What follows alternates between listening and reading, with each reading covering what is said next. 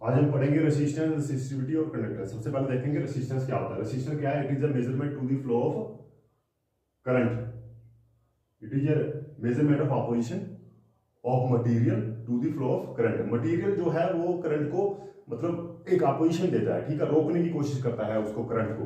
तो वो जो प्रॉपर्टी है उसको हम बोलते हैं रेसिस्टेंस, ठीक है। तो ये प्रॉपर्टी किसकी है? ये मटेरियल की प्रॉपर्टी है। कॉपर का अलग रेसिस्टेंस होगा, एल्यूमिनियम का अलग होगा, गोल्ड का अलग होगा, सिल्वर का अलग होगा, ठीक है। तो ये रेसिस्टेंस किसकी प्रॉपर्टी है?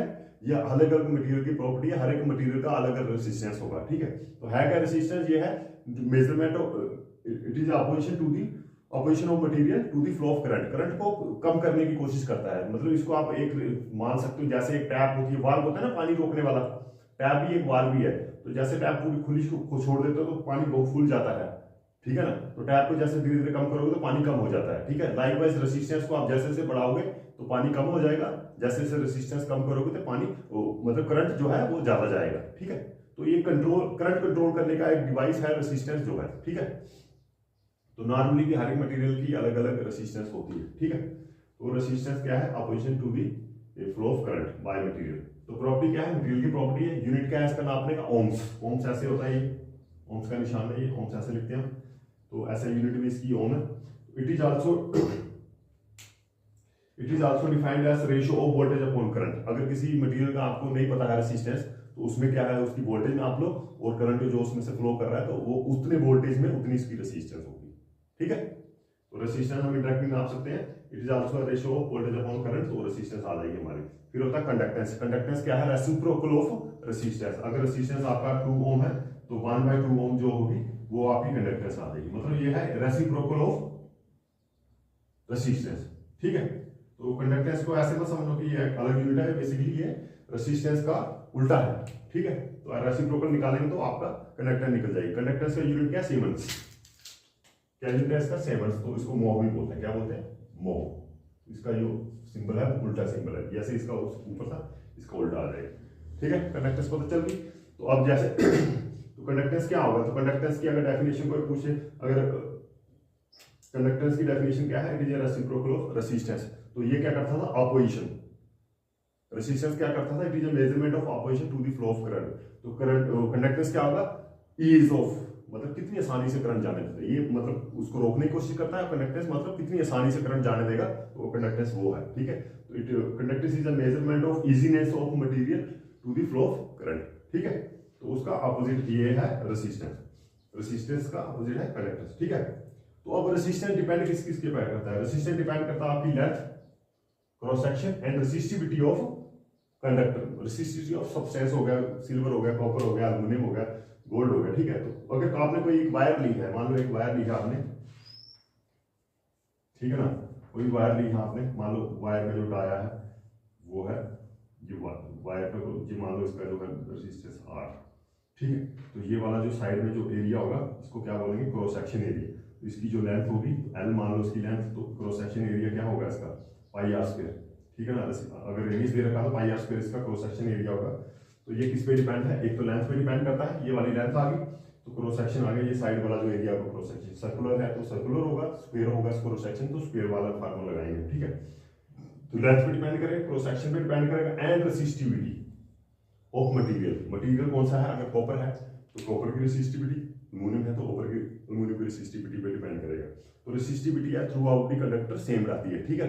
तो इसको रेसिस्टिविटी का मतलब क्या है? क्रॉस सेक्शन तो आपको पता चल गया, अगर रेडियस है तो πr² होगा, अगर स्क्वायर है तो r, मतलब स्क्वायर है तो l² होगा या b², ठीक है।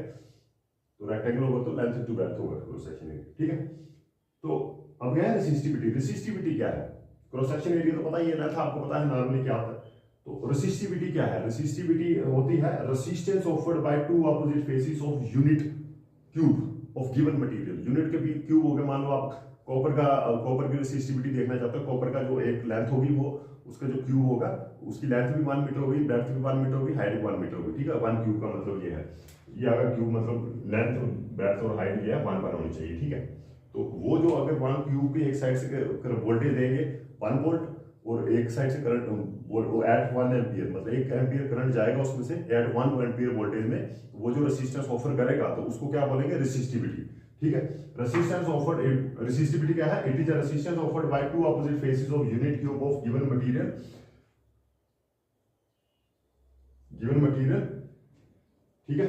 अपोजिट जो है मतलब रेसिस्टेंस ऑफर करेगा given material at 1 volt at 1 ampere, जो उसका रेसिस्टेंस आएगा कितने पे कितना वोल्टेज देना है इसको 1 वोल्ट और 1 एम्पियर, ये 1 एम्पियर सेम होना चाहिए। ये दोनों यूनिट जब सेम आएगी तो उस यूनिट में हमने रेसिस्टेंस देखना है, तो उसको हम क्या बोलेंगे रेसिस्टिविटी। तो कंडक्टिविटी क्या होगा, कंडक्टिविटी इधर रेसिस्टेंस की जगह conductance offered by two opposite faces of unit cube of given material when 1 ampere current flows through the substance at 1 volt is known as conductor, ठीक है। तो लाइक रेसिस्टेंस क्या है, resistance offered by two opposite faces of unit cube of given material at 1 ampere and at 1 voltage, ठीक है।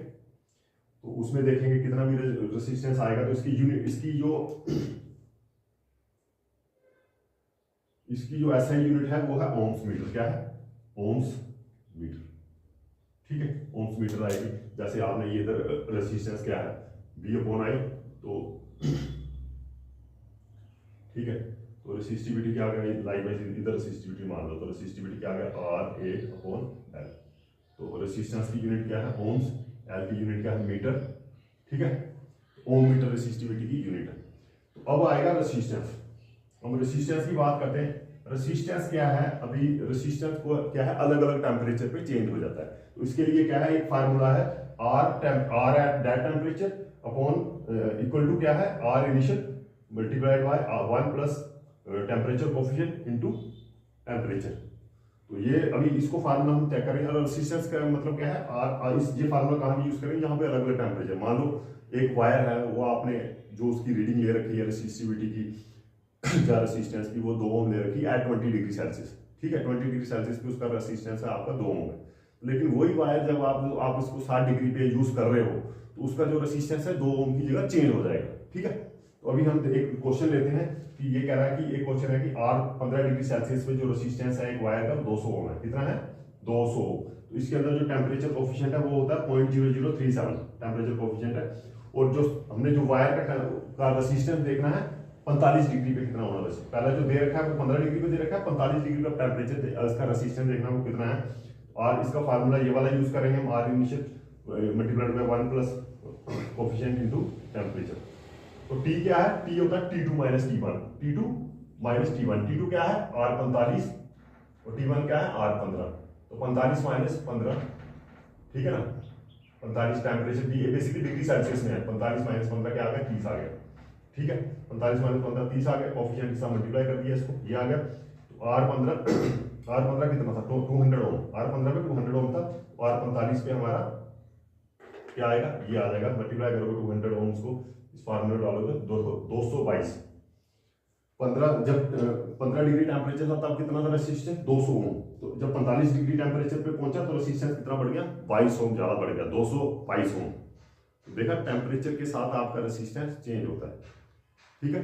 तो आज हमने क्या देखा, रेसिस्टेंस के बारे में पढ़ा हमने, कंडक्टेंस के बारे में पढ़ा, रेसिस्टिविटी देखी हमने। रेसिस्टिविटी क्या है, कोई भी मटेरियल रेसिस्टिविटी कैसे नापें, कोई भी मटेरियल का क्यूब देख लेंगे जिसका लेंथ ब्रेड्थ हाइट जो है 1 मीटर की होनी चाहिए, उसमें करंट देना हमने 1 एम्पीयर एट 1 वोल्ट, तो उसके अंदर जो रेसिस्टेंस आएगा तो वो हम देखेंगे कितना रेसिस्टेंस आएगा, वो हमारी रेसिस्टिविटी होगी। तो उसके बाद हमने रेसिस्टेंस देखा, हमने अलग अलग टेम्परेचर, अगर हमारे पास कोई एक पर्टिकुलर टेम्परेचर का रेसिस्टेंस पता है और उसकी टेम्परेचर कोफिशिएंट पता है और दूसरा जो टेम्परेचर को देखना हमने रेसिस्टेंस, तो वो हम निकाल सकते हैं। तो वो हमने देखा आज। तो मेन यही था कि आपको एक आइडिया हो जाए रेसिस्टेंस, रेसिस्टिविटी, कंडक्टिविटी और कंडक्टेंस क्या होता है। तो बस यही था आज।